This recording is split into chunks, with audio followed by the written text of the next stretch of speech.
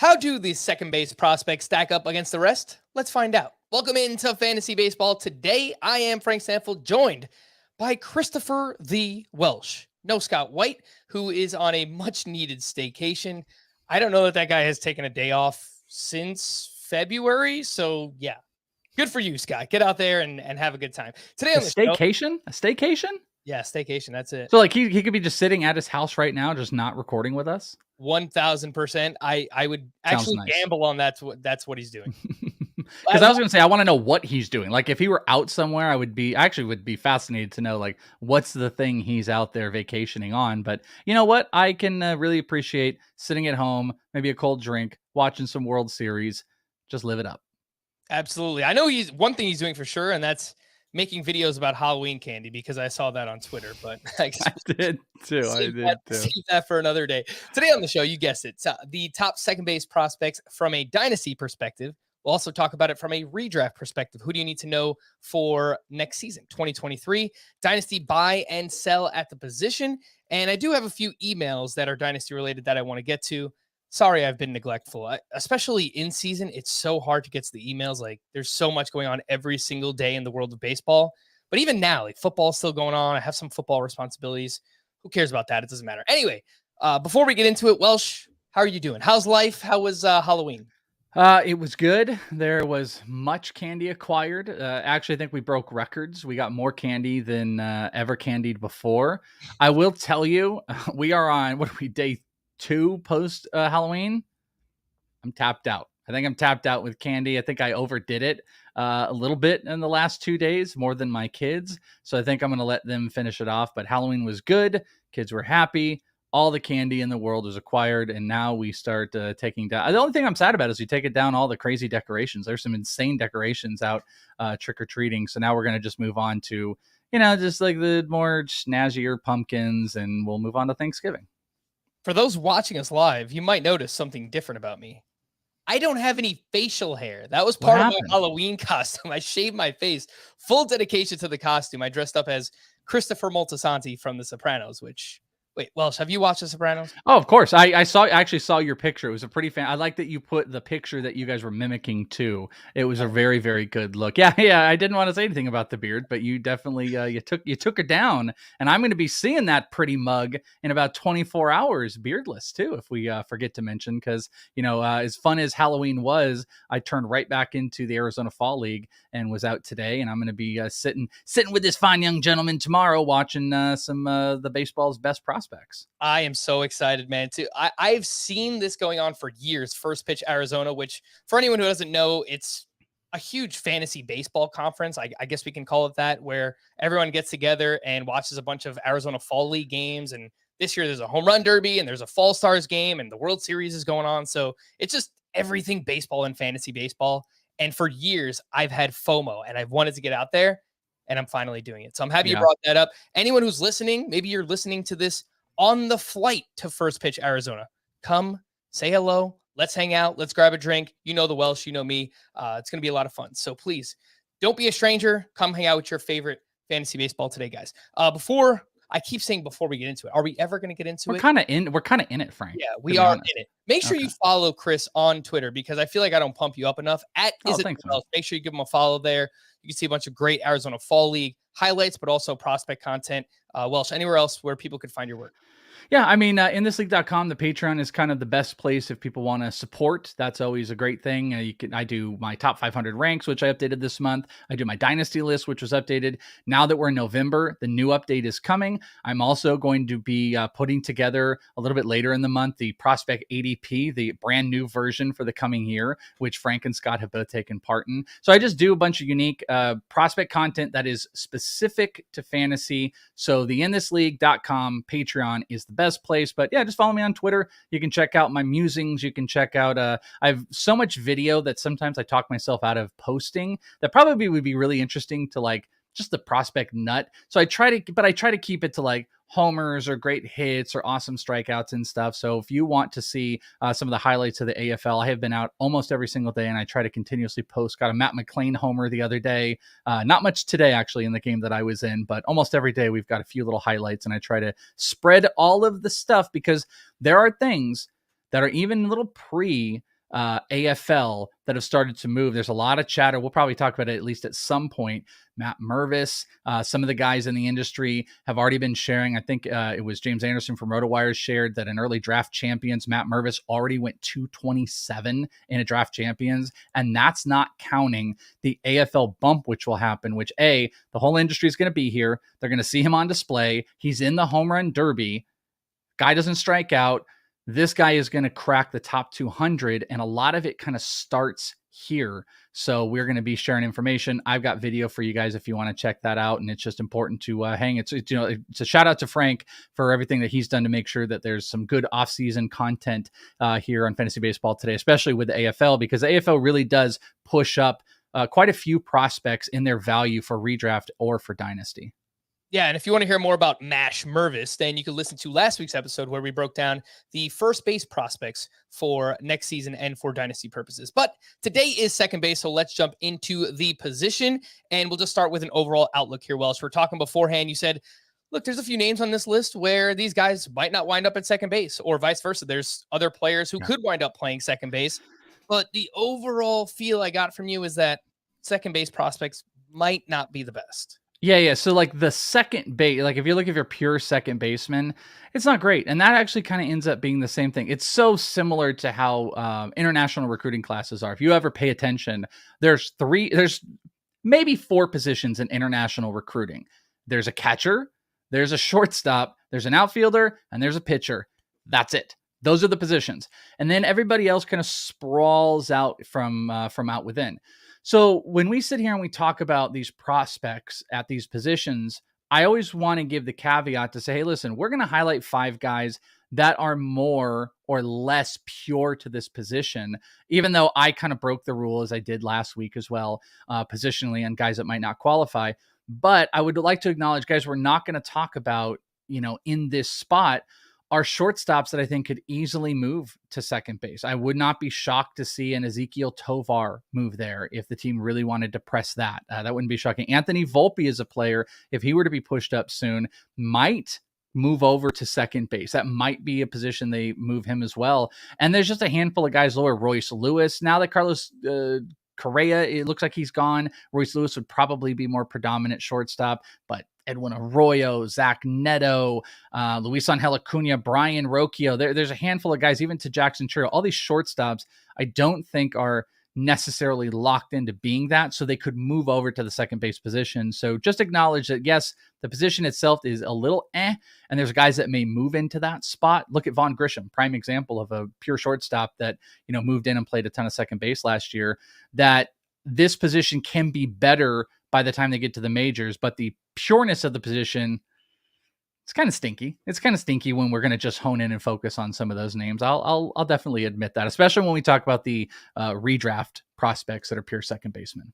All right, so let's start with the top 5 prospects in Dynasty leagues. These are via the Welsh's rankings, of course. So we will start up top. Number 1, Termarr Johnson from the Pittsburgh Pirates. He was just drafted 4th overall in this year's draft. So he is a young one, 18 years old, still a ways away. We'll talk about him, of course.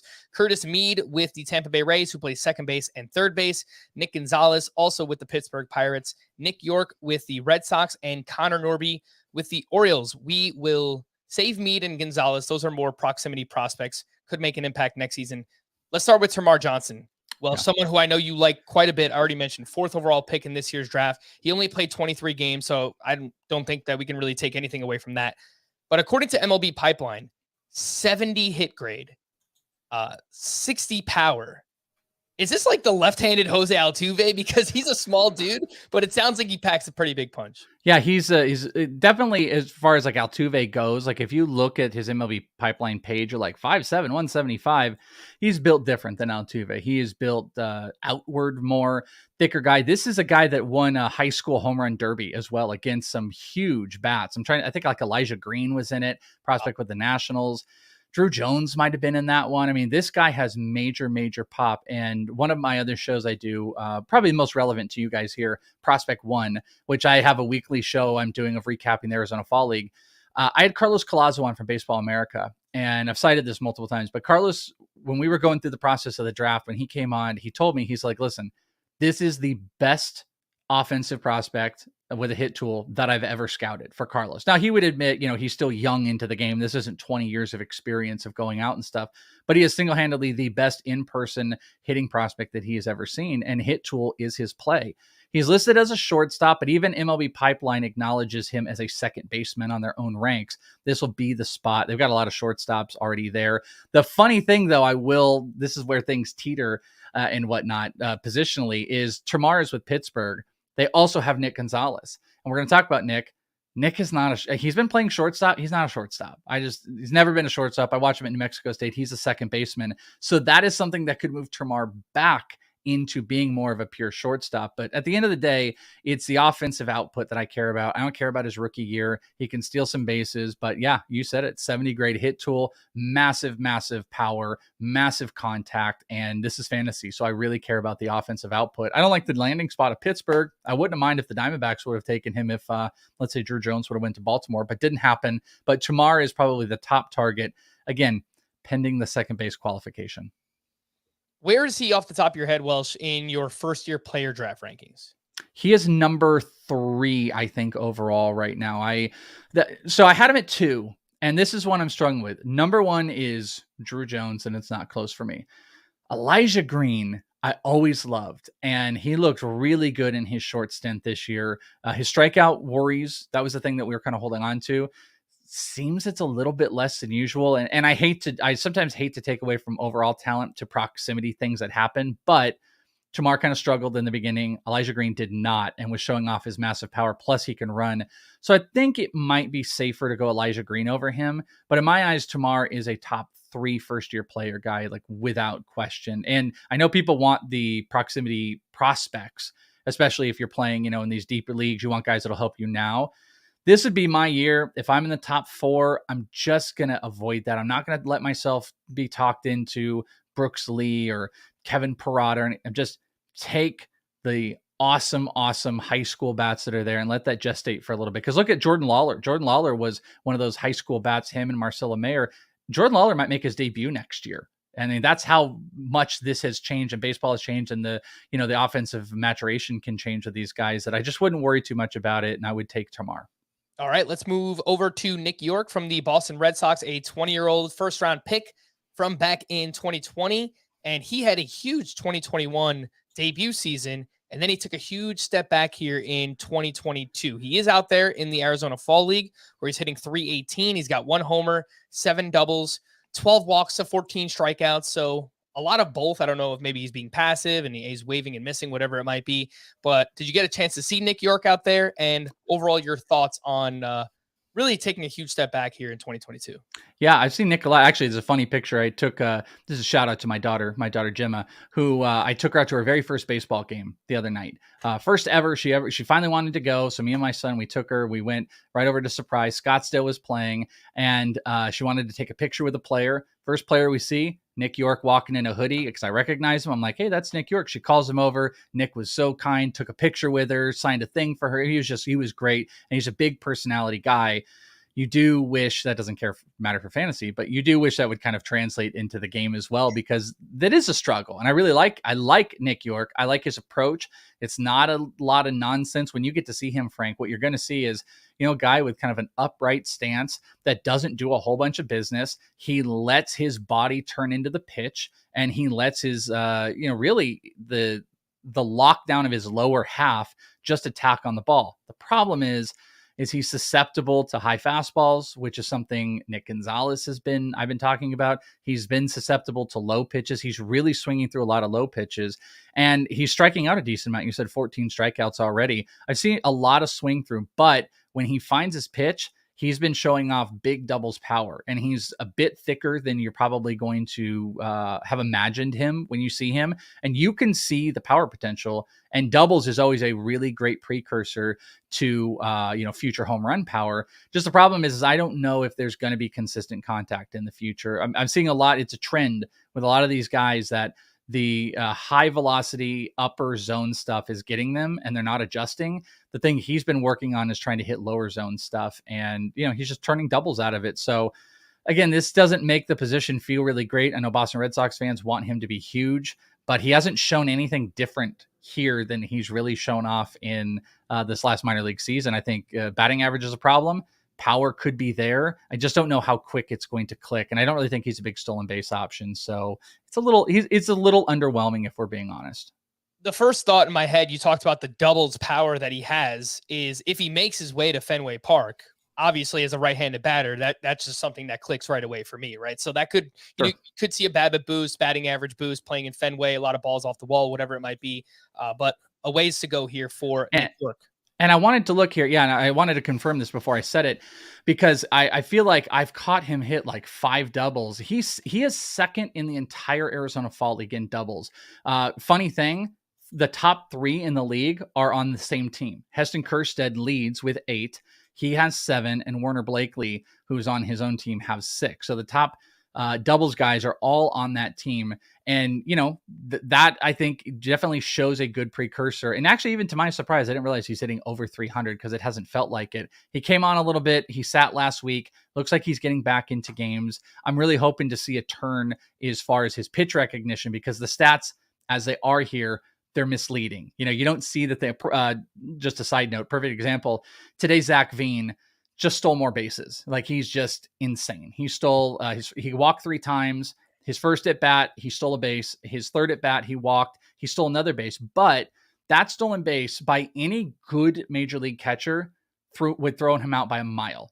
But it's not a good catcher. And he threw it like to the side, to the right. I mean, they're all over the place. So those stats get inflated out here a little bit, especially when you get pitchers that are just kind of throwing meatballs up or just trying to get their fastball over. Nick York is attacking on that. I just think he's a good mistakes hitter right now. The problem is you're going to have people attacking him doing more than like a fastball slider combo. You're going to have guys that have spray charts on you and know to pitch you low, or know, hey, if we hit you low on a 1 strike count, on 2 strike, we just bring it 95 miles an hour plus and you're going to swing through it. That's what you want to see, the adjustment. And he hasn't shown that here. Welsh's number 5 second base prospect is Connor Norby from the Baltimore Orioles, a 22-year-old second-round pick from 2021. Very fantasy-friendly game. He hit 279 this past season with 29 homers, 16 steals, and an 886 OPS across 3 different minor league levels. Did get up to 9 games in AAA. So my question, Welsh, is why isn't Connor Norby one of the proximity prospects? Do you believe that he's not going to make an impact next year? You know, it's funny that when you just said that, I was kind of looking, I was like, you know, I think I might have needed to put him in here. And I think for all intents and purposes, now that I'm thinking about it, I think I would put him in at least at number 5 on our proximity. I kind of had a player that I wanted to talk about that's here to put on there, but he belongs in this. I think he is part of this top 5 because of the AAA performance.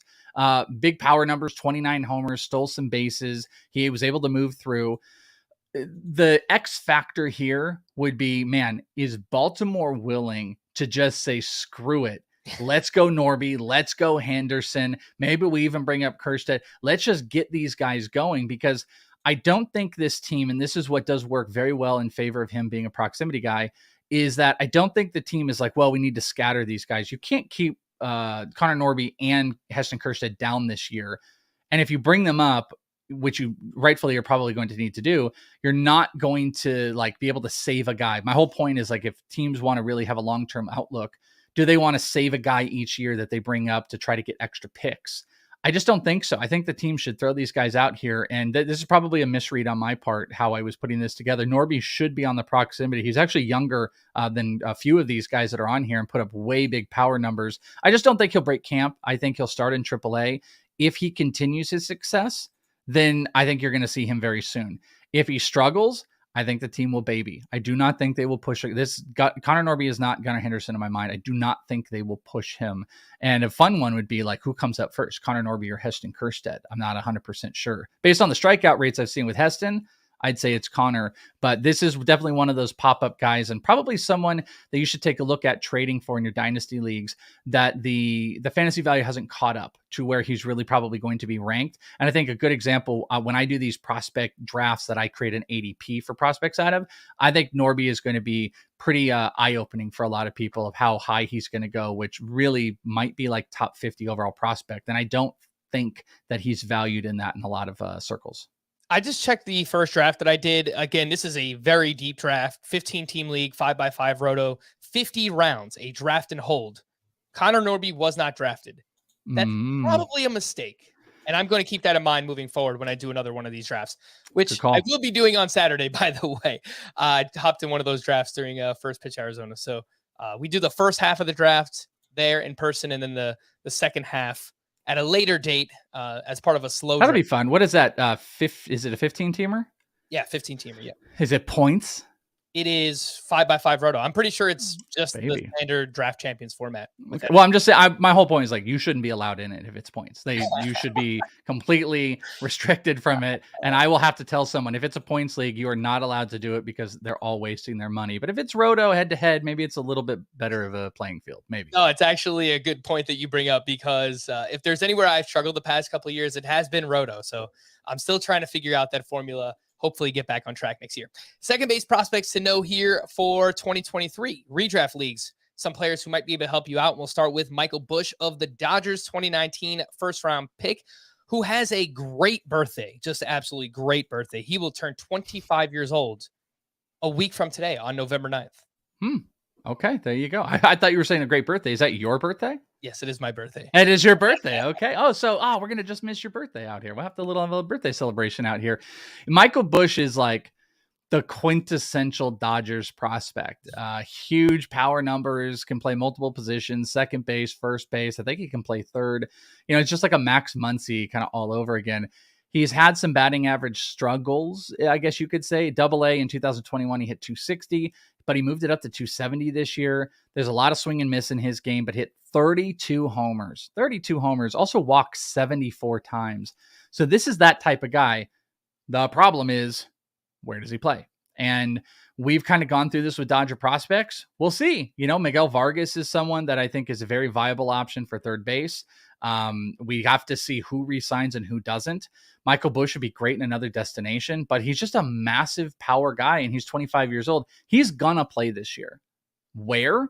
I don't know. I don't 100% know where and when. If the Dodgers blow all their money on, let's say, one, former New York outfielder or something like that, and they can't re-sign a couple other of the good players, they're going to have to fill the gaps with players like Michael Busch and Miguel Vargas, and that would create playing time. And he's a big, big homer guy. And you know what?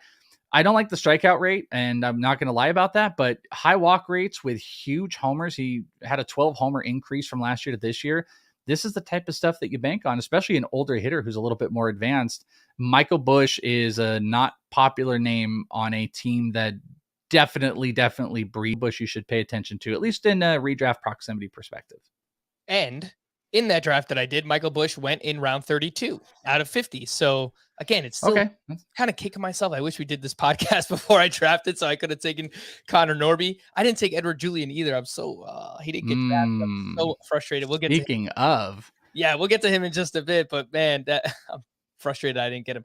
Let's just talk about Edward Julian now. We raved about him last week. We talked about what he's doing in the AFL. He's absolutely crushing it. He's got some power. He's got some speed. I know he's been running a little bit over the past week. I saw a tweet that you put out. He's going to be in the home run derby. I am so excited to see Edward Julian play in person. The problem, which is kind of similar to Michael Busch, is where will the Twins play him? Do they have a spot open? They have Luis Arise, and they have Royce Lewis, who's coming back, and Nick Gordon had some interesting StatCast numbers. So look, usually these things work themselves out, but the Twins do have a lot of those players right now. Yeah. I mean, absolutely nailed it. This has been my argument. Also, didn't even mention Jose Miranda. Jose Miranda actually might be one of the best fantasy assets in that infield of all of the players. I'm very, very big on him. You want to talk about sleepers for me, at least the first base side or wherever they want to play him. Yeah, no, I think that is exactly the problem with, and it's Edward Julian, who I like him a lot. He's got a really interesting personality. And I had asked him, I said, hey, did they ask you to do the home run derby? And I got to break a little bit of news because nothing had been announced. And he was like, yep. And then I asked him and I was like, they going to give you guys a little something to win it? He's like, and he smiled. He's like, yep. And I'm like, all right, that's cool. So on Saturday, if people are caring, there will be a home run derby. He will be one of the big featured bats. And I would say he's probably near the top of the list of players that are up for MVP of this league. That's how well he's played. He's the number one in OPS at almost 1,200. He's actually tied for the highest slug in the league with Steven Scott, who is also going to be in the home run derby. Funny enough, he's number one in OBP. He struck out 16 times, but walked 15 times. And as far as batting average goes, he is third. That is ridiculous in far how much he's dominated. He's got 4 homers, 4 stolen bases. He does a little bit of everything. He's a pure second baseman. And my thing I've been telling everybody is like, I look at him and I say, this is a major leaguer. This is a vet that plays for a long time. I don't know if he'll be a lead or not, but he has got a very simple, repeatable swing that he knows how to get on top of. It's going to be how much that pitch recognition goes. And then the ultimate question, where does he play? And that's what I don't know. I really hope, I think they sent him out here for a very specific reason. And I really hope that they give him an opportunity very early on next year, because I think it should be on the table. He's not going to play AA. He's going to start at AAA. I don't know if he breaks camp, especially with all the guys that they've got. But when he gets this is somebody in specifically the ones that you were doing, the draft and holds and stuff. This is a guy that you should bank on, especially if you're not going to get smacked early for him not coming up. Otherwise, he's probably going to be someone, if you don't have a minor league stash spot, that you should be locked in on as far as waivers once it gets like a month or two into the season. But hey, don't take away that they could possibly let him come up now, because they're letting him do a little bit of everything. It just looks like a really good, complete player. The stolen bases, he's been a little bit more aggressive lately. 4, that's nothing in this league compared to like Veen's like 15 or whatever it is. But hey, 4 homers, 4 stolen bases. Edouard Julien's kind of a complete package, and I'm a very big fan. And I expect some very fun videos this weekend that we'll be sharing of Edouard. I feel like a lot of players who play this utility role, they just automatically get thrown out with like the Ben Zobrist comp. But I'm looking at Ben Zobrist's career numbers, and it kind of makes sense. It would not surprise me if Julien kind of turns into a player like that. Lots of walks, made a lot of contact, flirted with a couple of 2020 seasons. Ben Zobrist was awesome back in the day. So, and you know what Ben did a lot too? I think he was a pretty predominant leadoff guy, especially with the Cubs.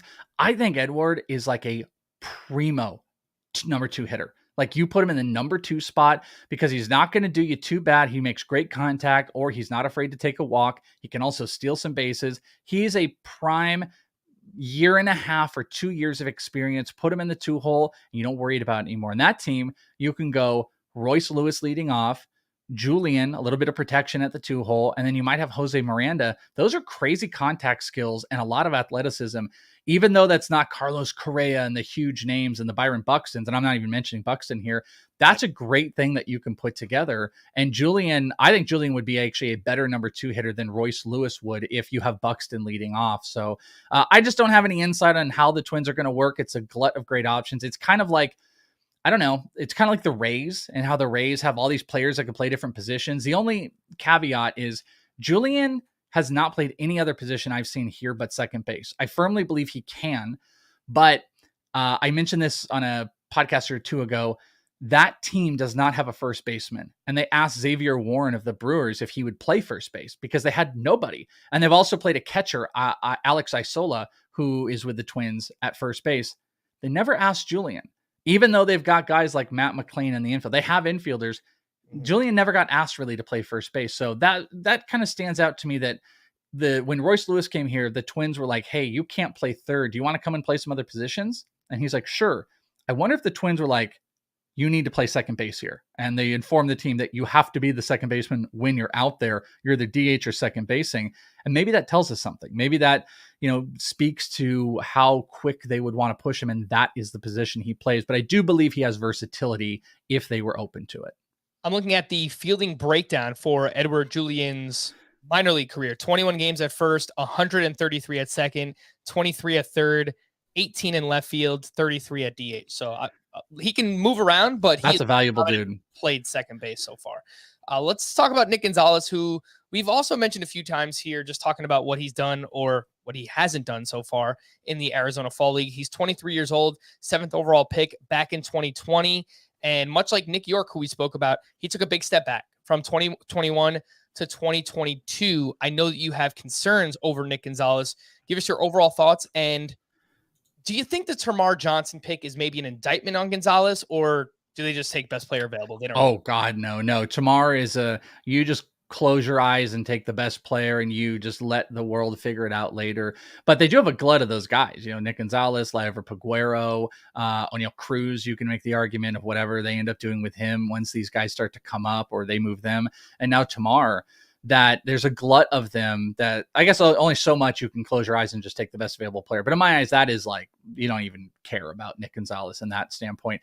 Now, Nick has played some third base out here. I do think that's an option that they're looking at. He's played some third, he's played second, he's played short. I've seen him play all those positions and he's gotten bigger.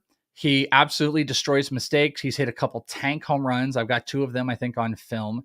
The problem is his free swingingness has gotten worse. High fastballs. Again, it's kind of a trend out here, and I just don't know how coaches work through it or really what the fix is. But I mean, listen, if you can change his eye to something low, he's not catching up to high 95-mile-an-hour stuff. And that's most of the back end of bullpens in Major League Baseball. So I really worry about the batting average. Like, how long is it going to take for him to catch up to this power? Because the power is the thing that gets him. He's striking out a decent amount here while not walking. He's not really stealing. He has, what is this? 7, half of his hits are extra base. And he's only attempted 2 stolen bases in 7 singles, or, counting the walks as well. So that would be 11 opportunities that he has had an opportunity to steal, and he's only attempted twice. So he's not aggressive on the base pass right now, which I think would help his fantasy value. So unfortunately, what last year Nick York and Nick Gonzalez were, I think, the high-end second base guys that you want, they're just a lot lower because they both don't provide the stolen bases.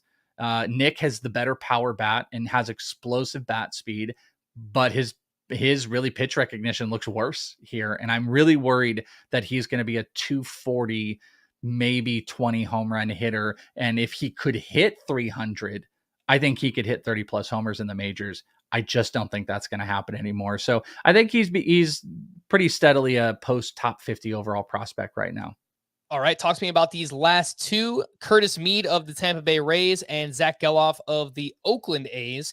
Both of them play second base, third base in the minor leagues this past season. Curtis Mead, 22 years old. Zach Geloff, 23 years old. So it sounds like they are kind of knocking on the door here. What are your thoughts on each specifically for 2023? Yeah, Mead is, again, it's a cheat because I think he's listed more third base. The Rays don't really have a spot for him. I would love to see him get traded somewhere, but he is all contact, 5 tools. I don't think there's elite power. There's decent power. He can steal bases. He makes great decisions. He was doing that while I interviewed him, my famous, at least in my little dumb world, my famous worst interview I've ever done.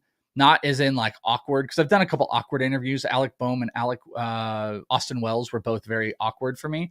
But like, I was awkward and I asked the worst questions on the planet to Curtis Mead, and he couldn't have been a nicer guy. But one of the pieces I got out of it was, he was coming off this amazing season, 20 years old. And I said, hey, like, what did the Rays have you work on and do? And he's like, nothing. They let me do my thing. So think about that. That's a guy that, he is kind of a late blooming prospect, came from another organization. He played in the COVID year. He played full season ball in Australia. And then he came back, and that team didn't really put their hands into, altering a lot of stuff and developing. And he just did his thing, and he was awesome. So this is just a good 5-tool prospect, but when is he going to play? And I just wanted to mention Geloff because Geloff might be a better real life player. Ultimately, his brother is one of the top prospects coming out next year out of college baseball. I think at Virginia it is. But Geloff has made some of the best defensive plays I've seen out here. He has pretty solely played second base. He does have a nice bat. He's got some big power. There's some swing and miss in there, but he got up to AAA. He's playing second base a ton out here. And defensively, how he's performed, I really think this A's team, what's stopping them? I think Geloff's a guy that could come up really, really soon. And if he does, and the power starts clicking, he's going to be someone you're going to want to pay attention to, because that defense is going to keep him on the field.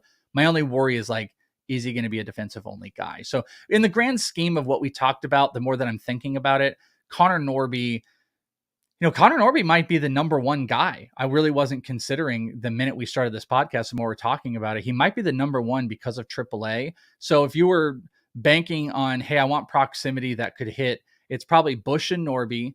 And then you're going to go over here with Nick Gonzalez, Curtis Mead, and then Geloff is kind of just like a last minute shot for more of the pure second baseman if you're just looking for some bodies.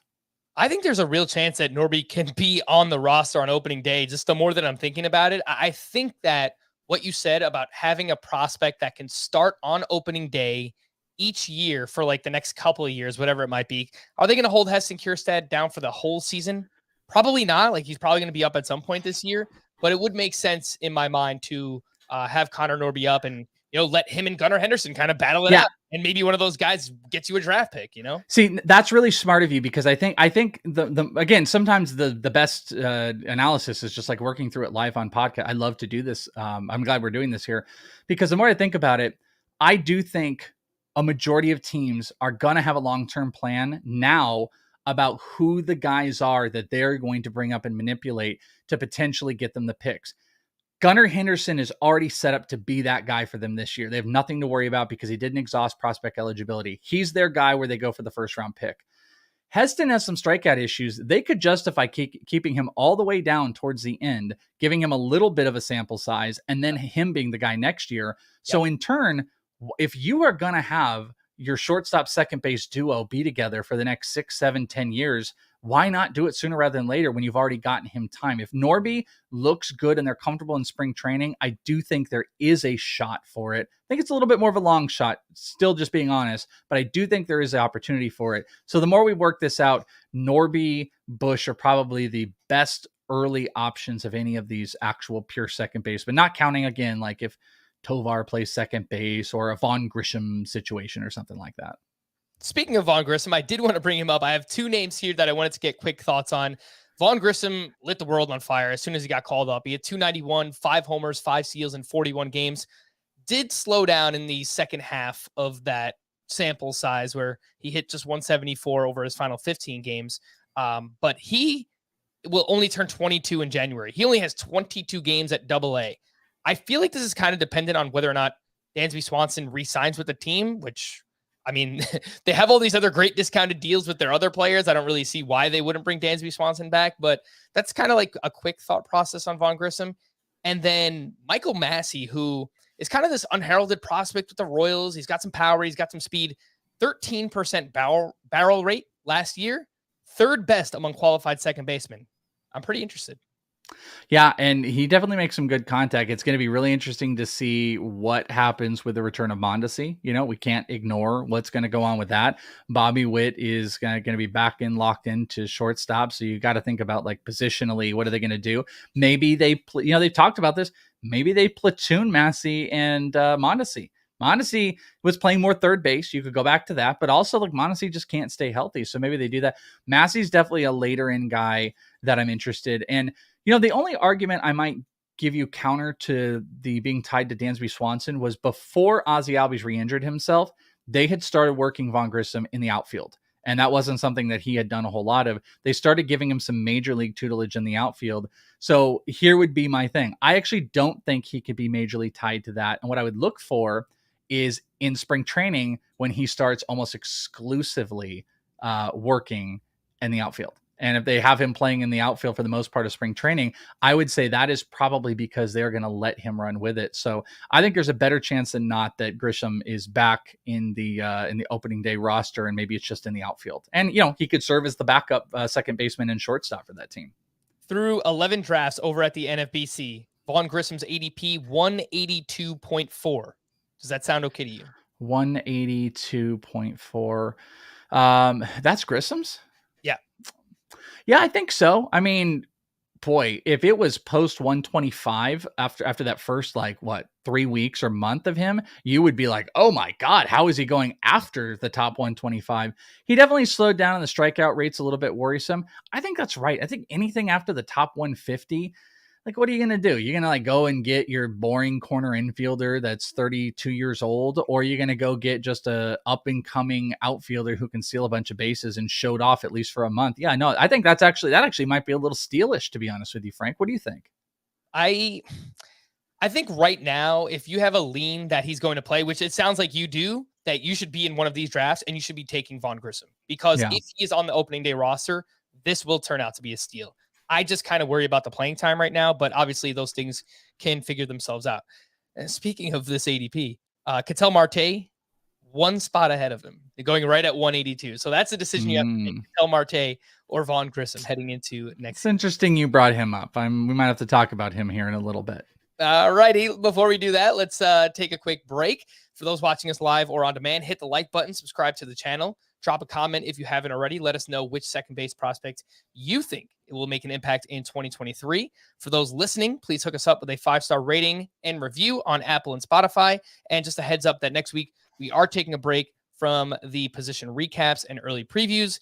Scott will still be on staycation. So Welsh and I will be here for 2 podcasts next week, and we'll be talking first pitch Arizona, what we learned, prospects, just a full evaluation of the weekend. And then we'll talk about that draft that I did. So that's the breakdown for next week. I love that. I love that idea. By the way, I've been trying to push Frankie if anyone wants it. I want us to be in the stands. I want to do a podcast where we're recording in the stands at the AFL and we're just bringing people over. I think that would be great content. I love the idea of a live Frank Stampfl because you're very good at that stuff. Back in the days when you were doing some of the live radio and stuff like that. I think you and the public would be good, but I'm very excited to do a couple with you next week. Let's do it. We'll take a break and we'll hit some news and notes here on Fantasy Baseball Today. The news and notes. Here is the latest. Again, the World Series still going on. Let's go Phillies. So not really that much going on overall, but here's what I've got. Nolan Arenado has opted in to his final 5 years worth $144 million with the St. Louis Cardinals, coming off a great year, hit 293, 30 homers, finished 31st overall in Roto. He's got like a 3rd, 4th round ADP right now, which seems fine. I think that's okay for Nolan Arenado. Chris Sale has also opted into the final 2 years of his deal with the Boston Red Sox. His career with the Red Sox, I mean, it started amazingly. Then since Tommy John happened, it's like one thing after another. He broke his finger trying to field a ground ball back in July. And then he suffered a broken wrist in August due to a bicycling accident, which immediately made me think of, have you seen the commercial? I don't even know what that guy's name is. The Vulture from Brooklyn Nine-Nine, where he's like riding the Peloton and then he just goes crashing into. The Vulture. That's the chaos guy. That's the chaos. Yeah, the chaos. Yeah, you actually, that is the funniest thing on the planet that you just took. Every other human being knows him as Chaos in the Allstate or whatever commercials where he's like, I'm Chaos and blah, blah, blah. But he is the Vulture in Brooklyn Nine-Nine, which is one of the best comedies on the planet. And I saw him as the Chaos guy in there. That is so funny that was your reference to him. Yeah, so he's like riding his Peloton and then he goes flying right through a glass door. And he's like, you need insurance. And that's what I imagine Chris Sale doing on with his bicycle, however he got hurt. Anyway, he's expected to be a full participant in spring training. And his early ADP is 154.5. He's going right around Lucas Giolito, Joe Ryan, Dustin May. Does that sound right for Chris Sale? Man, he's brutal because he's one of those guys, the upside, especially because we look at the payoff. I know a lot of people are going to comp. You had the payoff of Verlander this past year, these old dominant pitchers. The problem is just he is walking chaos. You don't know. Everyone wants to get on Jacob deGrom and all these other players for the injury proneness, but Sale is pure chaos at 150. His return is a value if he's there. The problem is I don't know if he's there. You said Dustin May. God, do I love Dustin May. I really love Joe Ryan. He fell off pretty hard on the second half of the year, which has me a little bit worried, but I don't know. It's probably maybe, I don't want to caveat this, but maybe it's about the build that I have. I think there's more upside with Dustin. I think the upside with Dustin May could be old school peak Sale. I just don't know if Sale has that anymore. So I feel like I would go May, then maybe Sale over Joe Ryan because Joe Ryan kind of flopped a little bit on the second half. I think there's just a lot of upside with Sale, but God, it's risky. I wouldn't want to take him with a team with DeGrom or older pitchers or, I'm buying back in on the Flaherty's and stuff and maybe Frankie Montas. I don't want to have, I assume him as volatility. And if I have a lot less volatility, I would be comfortable with drafting him 150 or maybe a little higher. You know what they say? Chaos is a ladder wrapped in a Boston Red Sox uniform. That is Chris Sale. Nelson Cruz's eye surgery went well. He plans to return for another season at 42 years old. No surprise, but JD Martinez is unlikely to get the qualifying offer from the Red Sox. He is now 35 years old. He hit 274 this past season, just 16 home runs. he went through some crazy drought. I think it was a 2-month stretch where he only hit 1 home run or something like that. So I don't really know how much JD Martinez has left in the tank. Cubs outfield prospect Brennan Davis was shut down from the rest of the Arizona Fall League due to back tightness, which is very scary because he had back surgery this past season, which caused him to miss much of the 2022 season. Speaking of that draft that I did, I took Brennan Davis as, I don't know, like my 8th or 9th outfielder off the board. So it's, it's a depth piece, but I'm worried. I'm worried about this Welsh. There's a little thing that I've been thinking about with him because I did get to see him. He was a slow start to start here. I think I got one of his only homers. I think he had 2 homers here. I've got one of them on video. I got to see him multiple times. And, something I had been thinking about is his swing. We kind of laud him for hey, he does have this short bat path in how he approaches it. But I wonder if the short swing is part of the problem with him at all, because he doesn't have full motion. You'll see guys like Wander Franco. I'm kind of doing this on video if anyone cares, but like Wander Franco, he comes through and he has this full helicopter where the arms come all the way back to his neck. Sorry, I was blocking my mouth there, to his neck, and he kind of this helicopter approach. And you see other players that have this just full swing through. Brennan doesn't have that sometimes. And you see where he'll just have this short half bat path where it comes up and comes back. And you just got to wonder, he's a tall, lanky guy. Maybe that is just a tiny bit contributing to if you're halting your approach, maybe that's tightening up the back. I don't like this stuff. You don't like to see a guy that's never hit the majors, that has all the athleticism in the world, having constant back problems. That's for us. That's for me. I'm 39 years old. Back problems are for me, not for prospects. So this definitely dampers what I thought was kind of a good positive start to him being here. And it reiterated it. This is kind of like the thing that happens in Giancarlo Stanton. Stan doesn't get hurt for a while, and then I'm like, oh my God, he could hit 50 and I just love, and he's post 100 value. And then he gets hurt and you're like, oh yeah, I forgot. Buxton would be another prime example. Oh, I forgot. This is what happens. He might be going the way of Buxton, but he does have a lot of talent. And I wouldn't, this might be a thing that actually makes me jump into a buy on him because he's coming off of a bad season. If people weren't paying attention to his short stint in the AFL, see a back injury and might get more worried, he might come dirt cheap in Dynasty. And that might be something I poke around at. All right, that is Cubs outfield prospect Brennan Davis if you are looking to buy. A few more manager hires. The Royals signed Matt Quadrado, former Rays bench coach. White Sox signed Pedro Grifol, who is the former Royals bench coach. Kind of an interesting hire. Didn't really know anything about him before he got hired, but I hope he does well. I root for the White Sox every year. They were my World Series pick, and here we are. Can you believe they were talking to Ozzie Guillen too again? I mean...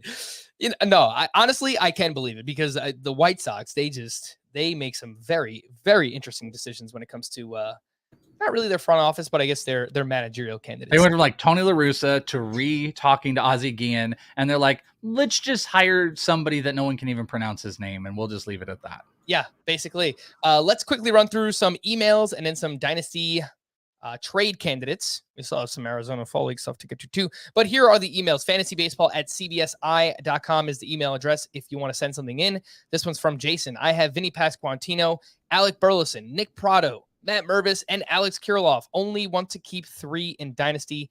My picks are Vinny, Mervis, and Kirilloff. What say you? Jason, you are a very smart person, and you should be cheered for your smartness. Because yes, those are the picks. Those are the easy picks. I can't give up on Kirilloff. Ironically enough, Vinny is the biggest no-brainer.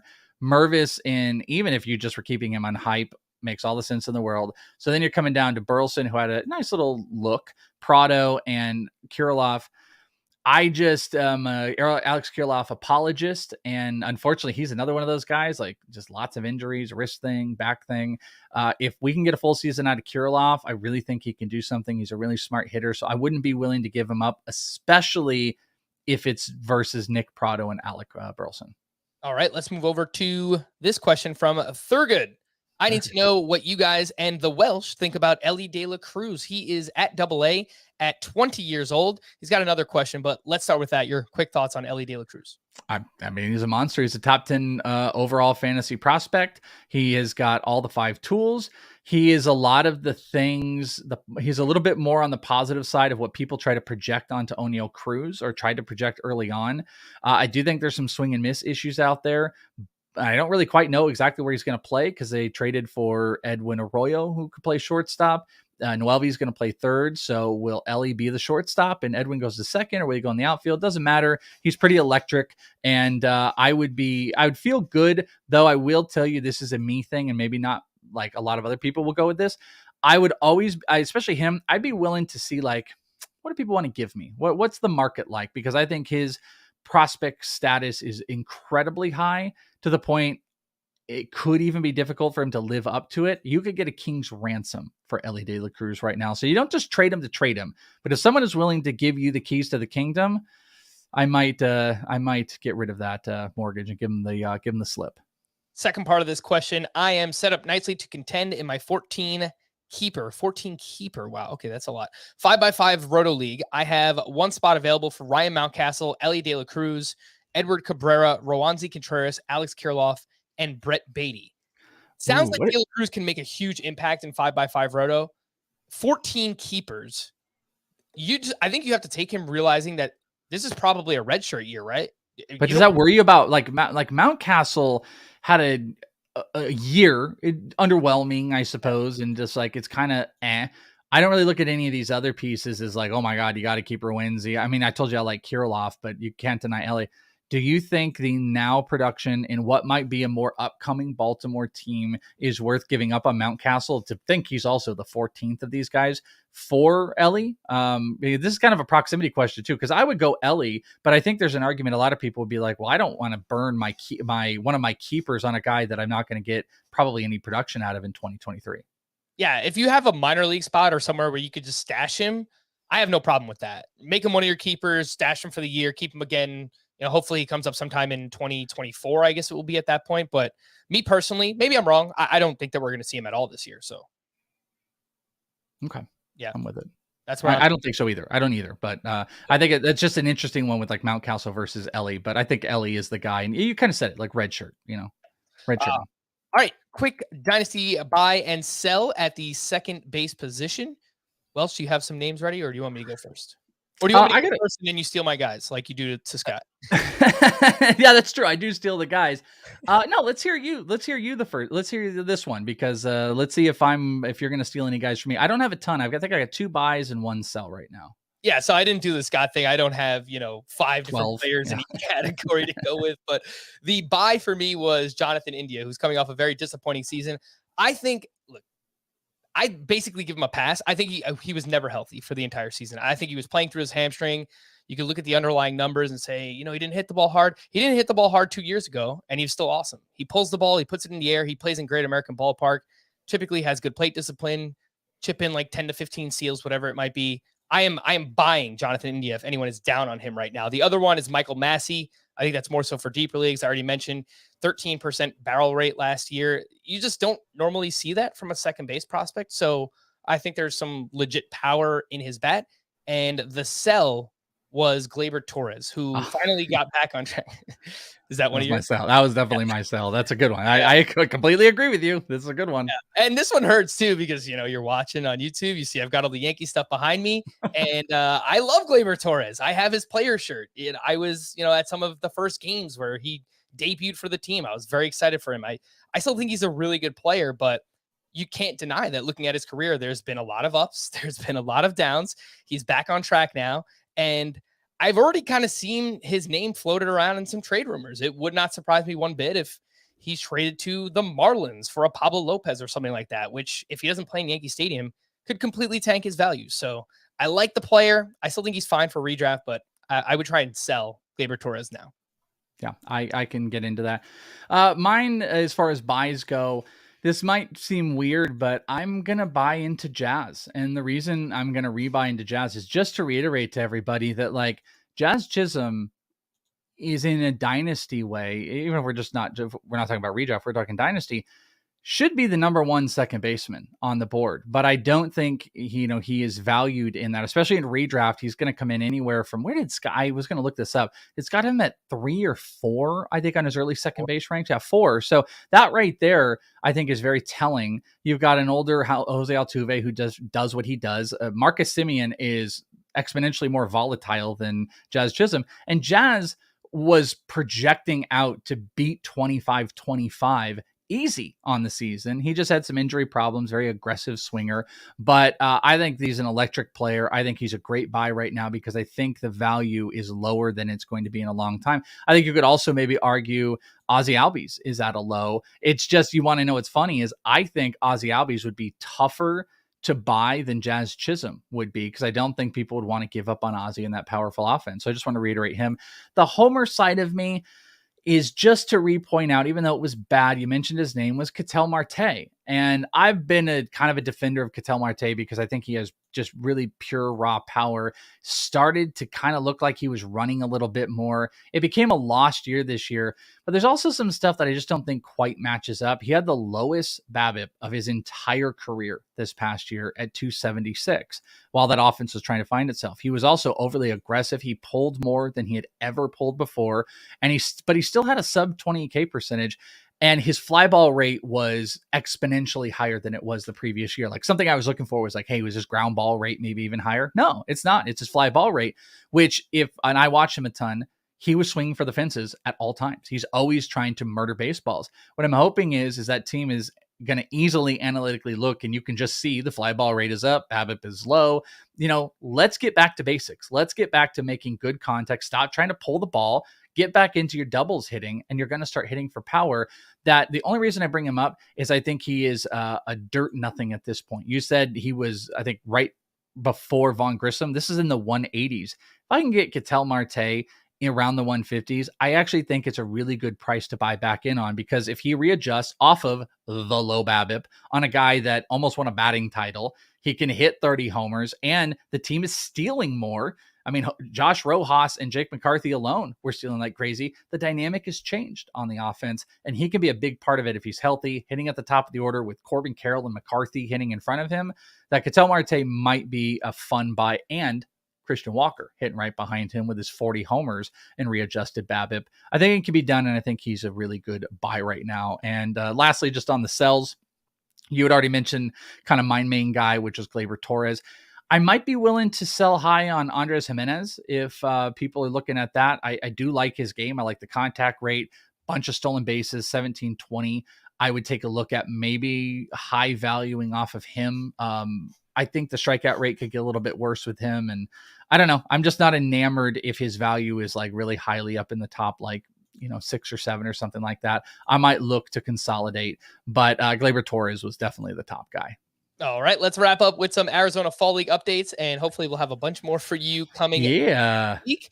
But I finally have it. How does Homer Simpson feel about Arizona, Welsh? Arizona smells funny. That's it. That's what I wanted to add to the soundbite for Scott White, who found it originally. As soon as he's gone, by the way, I want to point out, you brought it back as soon as he left. I want to start with Andy Pajes of the Los Angeles Dodgers, because I feel like I've asked you about him before, Welsh, and you're kind of just like, like he's a prospect, like he's a name, but maybe I'm putting words in your mouth, but I just feel I kind of do that. I'm kind of sometimes. Yeah, but how do you feel? Like, do you take anything away from what he's done so far? He's hitting .317, 4 homers, only 1 strikeout and 63 at bats in the AFL, 953 OPS. Anything that you've noticed from Andy? Yeah. No, I'm really glad you brought him up, because I've almost intentionally been trying to talk him down a tiny bit on this entire thing. I've been trying to talk him down because he's a big guy. You got up on the screen a Noelvi Marte hit off of Quinn Priester here. Oh, right. Maybe I just pull up the right player then. Yeah, just pointing out. We can look at Noelvi if we want. But the thing that bothers me about him is the body. It's just a bigger, again, who am I the person to judge on that? But he's just a bigger body guy that kind of worries me. But you know what he's been doing? He has been making contact that I can't even ignore. He's got huge power. This video you've got is a pitcher, Efrain Contreras, who throws a really good curveball, a decent fastball, and just, you can't really quite get the vibe of it here listening on the podcast, but this boom, just loud contact that he hit to opposite field. He let the ball come in. He didn't try to overpull. And that's the thing that's actually been impressing me more than anything else, because I kind of put on him the free swingerness that, is he going to end up chasing low pitches, or is he going to be one of those high fastball guys that get beat? And you know what he's not doing? He's not getting beat. And that's something I want to acknowledge, that maybe he is beyond a 240 hitter. He's got massive power. I've seen him hit a couple tanks, and he will be a part of this Saturday's home run derby. So you're going to get to see some of that power on display. He also was a little bit smaller in his early years, but he looks like he's 6'1", 6'2". He's growing into that body. I don't think he has a lot of depth as far as like where he all can play, but he's playing right field right now. He's got a decent arm, and you mentioned it. What was it? 1 strikeout and 63 at bats? Yep. That's a stupid number. So Andy Pejas, the knock on him was his lack of batting average. And guess what he has done here? Not struck out and made tons of contact. That is the type of thing you're looking for, not 12 homers or any nonsense. It's like, hey, do the opposite thing that we're digging you for. And it's exactly what he's doing, not striking out and making contact. So he should be a bigger piece of attention for all of us, except he's a Dodger. Where the hell is he going to play? So I completely made a mistake. He has 10 strikeouts and 63 at bats. I was looking at the stolen base category, but either way, that is a 14% strikeout rate, which is... it's still better. Anything under 15 at this point, I think, is something to be excited about with a lot of these guys. Like Edward, for prime example, leads the league in OBP and OPS and slugging. He's got, I think, 16 strikeouts. So Pejas has less strikeouts than him, and they're both on the same team. Mm-hmm. Yeah, indeed. Let's move over to a player you've already alluded to, because I pulled up the wrong stream. And we will talk about Noelvi Marte, who came over to the Reds in the Luis Castillo deal and has been disappointing again. I don't know how much stock you put into Arizona Fall League numbers, but he's batting .208. He's got 2 home runs across 53 at-bats. Reportedly been playing through a small finger injury, so perhaps that has something to do with it. But, Welsh, I feel like I've listened to Prospect One, and, it just feels like Noelvi Marte is kind of a tough one to figure out, where he was like the super hyped up prospect, but I'll let you talk about him more. No, you totally nailed it. I mean, my wishy-washiness comes out sometimes when I'm a little baffled on where do I let him sit, because early on he looked like he was struggling. Actually, I like how that video kind of slowed down there for everybody if you got to notice it. He looked like he was just slow to turn on pitches. He's gotten a little bit better. Maybe the injury's in it. Part of it is he got just smashed in the during the season for how his body has kind of changed, and I think that's maybe affecting how he's getting around on pitches. And this used to be a much smaller guy with way more athleticism, and that athleticism seems to have kind of gone away a little bit. But he's turning on pitches a little bit better. This was off of Quinn Priester with the Pirates. People can hear that smack, and you see how much the bat covers in the zone. And he did this off of a curve, which was nice to see. I want to see him hitting off speed pitches. That's a big thing I'm looking for. Is like, these are some of the best prospects in baseball. They should hit fastballs. If you throw a 95 down the middle and they're waiting on it, these guys should hit that. I want to see how these are adjusted sometimes. And he just missed this coming off of the wall, as I note in the tweet. It bounces off the wall to the left. It also was getting out in a hurry. So he's still got good EVs. He is turning on some off-speed pitches. So I think there's still a lot to be positive about. It's just, is he a top 10 prospect? No. Is he in the top 25? I think he can still be in that general range. But, the interesting thing that the Arizona Fall League provides is when you get 3 or 4 guys that are top 25 or whatever, and you put them in a cube, and then you start looking at them and you're like, well, this guy's so much better than all of them. Do I really like him more? Like Vaughn was a really prime example for me about that. And Lawler was as well, as you start to look at these guys. And Noelvi just doesn't quite fit it. I definitely think he can be good. I just don't know if that superstar potential is still there. Stolen bases, I think, are just gone by the dodo. And I just don't know he's going to hit for high batting average. So he's still fun. He is a personality for sure. But if you got anybody out there that's valuing him inside the top 20, maybe you can make a deal that's going to benefit you big time. The only thing I would point out with Noelvi Marte is that you do not have to be a perfect hitter to succeed in Great American Ballpark. And we've seen that time and time again. It's just a really, really good ballpark to play in. Obviously, don't let that factor into it too much from a dynasty perspective, because, we're looking at the total package here anyway. But I'm just talking about, once he makes it to the bigs, just keep that in mind for like redraft. That's something I add to Zach Vaughn as well. Zach Vaughn with the extra push in Colorado, the one knock on him at this point is like, hey, where's the power? Well, Colorado is an extra little benefit. So it's something that we can factor in that maybe that will be the determination between 10 homers and 15 homers. And Cincinnati might be kind of a similar thing that you can make a few more mistakes and succeed in Cincinnati for Noelvi than you would have in Seattle. Let's move over to the pitching side of things. And we've made it to our weekly Kumar Rocker segment, who had his best start yet on Monday. I want to give credit where it's due because we spoke about him after his first start and we were kind of freaked out. What's going on with this guy? His delivery, just walking everybody did not look good in his first couple of starts. He looked much better on Monday. He had his best start yet. He went 3 shutout, 1 hit allowed, 0 walks, 5 strikeouts. The 0 walks is the key here because he had 9 walks over his first 7 2/3 innings pitched in the Arizona Fall League. Welsh, I don't know if you had a chance to see this or read about it or if you have any thoughts overall, but I do. Good to see him get back on track. Yeah, unfortunately, this is one I didn't get to see. I was actually at another ballpark at this time. I've seen 3 of his 5 starts. I did ask around about it, and the one thing I got was like one of the very first pitches he threw was unfortunately something he's done in every game. It's like a fastball past the catcher, hit the wall in the back. And what I was told was that he might have taken a little bit off the fastball and it commanded a little bit better because that has been his problem. The fastball, when not commanded, is not setting up anything. These guys are just sitting and waiting on sliders. It has been his MO the entire AFL. No one cares about his fastball. They just sit and wait for a slider that sits in the zone and then they pop it out into right or left. And that's what's been going on with him. And the walks have killed him. So this game, if this is true, I don't have 100% confirmation, but I was told is a little bit might have come off the fastball because the delivery looks about the same. And that means you're commanding better. You're setting up your pitches. He's striking out. He didn't walk anybody. And all those walks are coming off the fastball. So this is the good stuff. And this is why I think at the very beginning, I said, like, you just don't lose your mind about stuff. People, and it's very dangerous dangerous in the prospect evaluation thing. When people come out here for a weekend, you see a guy do one thing and then you're like, done. I don't want to do that. Someone asked me this about Carson Wisenhunt, who we're going to talk about in a second, asked me about his changeup and a rating. And I was like, listen, it was amazing what I saw, but it was one start. I don't want to start putting claims off of one start. I can have my feelings about it. Same thing with Rocker. There still is the potential that Walker might be able to become a starter here. That was a good first sign.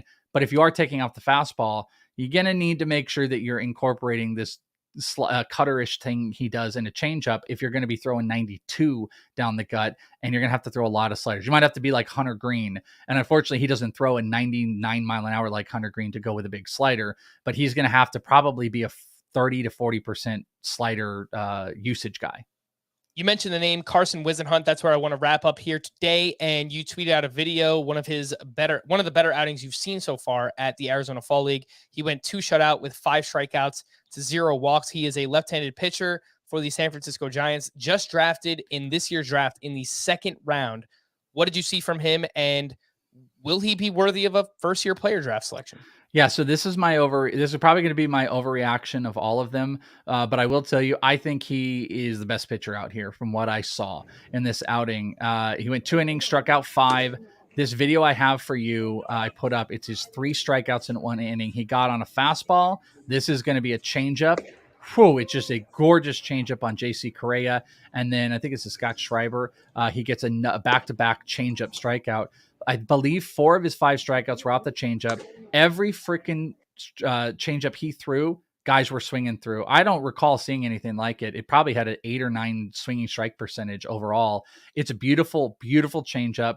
The fastball isn't incredible. He was at ECU and got suspended for a drug-related issue, and he didn't play the whole year last year. So then he played on the Cape, and he was sitting around 89. This game, I think he touched 93, sat around 91, so it's not a big fastball, but he commanded everything beautifully. And you can see in this video, the changeup is gorgeous. So it's a little overreactive of me, but what I did recognize is I was way too low on him, and I boosted him way up my first-year player because this is a pitcher you should pay attention to, because also the Giants do pretty good things about advancing these pitchers and bringing him out here and showcasing him. It's a big one. And guess what? As I'm told, Mr. Frank Stampfl, we're going to get to see him on Friday. So you and I can talk about him even more because he's slated to pitch in Mesa on Friday for just you and me. Ah, yes, let's do it. Perhaps we'll be podcasting in the stands at that point. If not, I'll be taking some video. So make sure you follow me all weekend at Roto_Frank. Make sure you follow the Welsh at Is It The Welsh? It sure is. I will see you in less than 24 hours, my good friend. We're going to wrap there. For Welsh, I am Frank. Thank you all for listening and watching Fantasy Baseball today. We'll be back again on Tuesday. Bye-bye.